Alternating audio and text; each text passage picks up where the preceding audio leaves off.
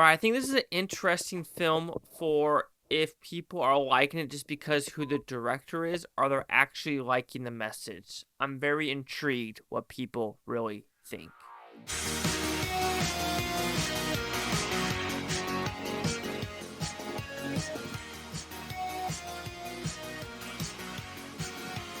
Chase Liaki here with the Blue Futon reviewing It Was Just an Accident. So it's about pretty simple premise. I'm going to guess we're in Iran, but something horrific happened in Syria, and they think they found a person, or you could say someone that was part of a regime or a government that was torturing people. Now they don't know what to do with him. Do they torture him? Do they kill him? Do they bury him alive? Or do they do nothing because they are not him and they just can't kill. So, did I like this film? Honestly, I did. I thought it was a very methodically interesting film about the big what ifs and could you actually do something, or are you like the past, there's nothing I could do to fix this, and what is there to do? I do think there's a couple flaws in the movie dealing with, paper trails and things like that of like, you know what? If something did occur or someone did survive and like going to the hospital and paying for something or paying for this or having visit this person, you would think you're leaving too much of a breadcrumb paper trail that you're going to get caught even if this person doesn't die. So it was like a little bit of things like that where I was like, that's really, hindering the movie for me for just that part of the movie. But I think the overarching message is very interesting. I know for a fact it's probably a personal film for the director because he was arrested for anti-government verbiage in Iran. And his last film he made on house arrest. In this one, I don't think he filmed in Iran. Maybe he did, maybe he didn't. I didn't do research for this one, and I apologize for that. I just got out of the theater and reviewing this right now. I think what is strong about this movie is the dialogue and some monologue scenes, especially the one at the very end where someone is tied to something. And then also in the desert when they're figuring out what to do with this hole in the ground and if something should go in it. And it's him walking back and forth. And you could just tell there wasn't really any cutting and it was straight great acting, straight great dialogue. And I thought it was very, very crisp to go that route. The authoritarian part is all about what each country is and what they are there to do. Like, I don't think people in America realize how good they have it because in this movie, there's a scene where a woman her water's broken and the hospital or the female nurse will not see her unless her husband is with her. That is what kind of society people need to realize is around the world where you might be, giving birth or you might be almost on your deathbed, but your husband's not here.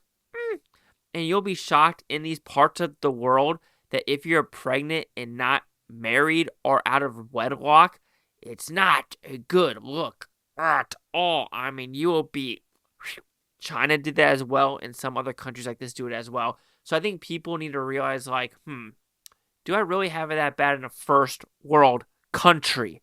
And I think that also is pushed out here because, hey, you have that through and throughout. The look of the movie, it did remind me when I was in Saudi Arabia or Qatar, the back streets of going downtown.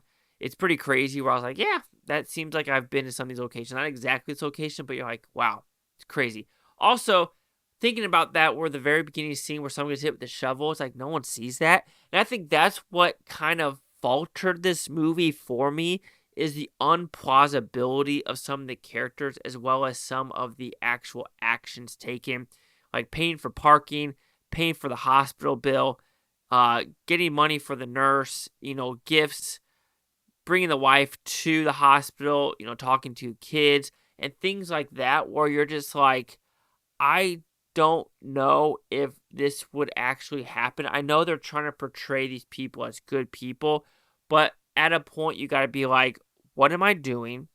I'm doing something wrong. I'm putting too much of my face out there to actually have some impact with that. So some of that plausibility of like, I want to call it idiot factor, but I was like, this character is not smart on any level. And I know they kind of make fun of him for not really thinking of this plan and being way over his head.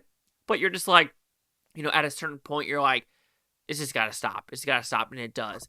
I was kind of shocked at the ending, and not the very, very ending, but like before the ending, because something's going to happen at the very end, especially when he's moving back and forth and something comes to frame if you're paying attention, and then a sound effect comes to fruition. And you wonder what is going to actually happen. And it is an open-ended ending. You could say it's almost like the House of Dynamite. You could say it's other films that do this where it's like ambiguous and you don't know what's going to do. And that could piss some people off. I'm not going to say it pissed me off, but I don't think overall it's going to be a happy ending. That's just my guesstimation of what is actually going to occur at the very end of this film. I know some people might be like, you're spoiling the film. I don't think I am. Saying it's an ambiguous ending really isn't spoiling it, because you kind of know for a fact when watching this movie it's going to lead to that route and things like that. But overall, it was just an accident. I think it was a pretty good film. It's a thinking man movie. I'm tired. That yawn is very inappropriate, and I apologize for that. I'm not going to cut it out, though, because I'm not a professional with these reviews. I thought the acting was pretty good overall. The dialogue was fantastic. I thought the look of the movie was pretty good. And it did feel like a somewhat hidden-esque candid camera type of movie, where anytime they had to do big dialogue scenes, they were kind of like in back alleys, on top of buildings, in the middle of the desert, to try not to like show face, if you want to know what I mean. But there was, I think, just too many inconsistencies with some of the characters and what they're trying to do, as well as just actions where you're just like, I know you're so little, you know what you're doing, and you you're just like, what are you doing, dude? You're not making the smartest decisions at all. So it was just an accident. Will receive a 4 out of 5 with futons, which equals at 80%. So to the critics and news scores gave this one. So you have critics a 97% with 141 of them. Audience score 82% with over 50. Critic consensus. Perhaps the most bluntly political film by Jafar Panahi yet. It was just an accident. It's a defiant rebuke of authoritarianism that still delivers the entertainment value of a gripping thriller. I mean, I could agree with that. But like I said, I think there's just a little bit too many inconsistencies of some of the characters and their choices and what is actually occurring that makes me go like, huh. Anyway, 97, 82, 80. Chase out here with the Blue Futon. Like, comment, subscribe. I'm like Butontopia. You're Blue Futonians. Thank you for watching. A great day. I can watch this today, tomorrow, week from a year from now. I'll just go freaking one of you. Peace and love, peace and love. And is this just an accident? That is up to you to decide.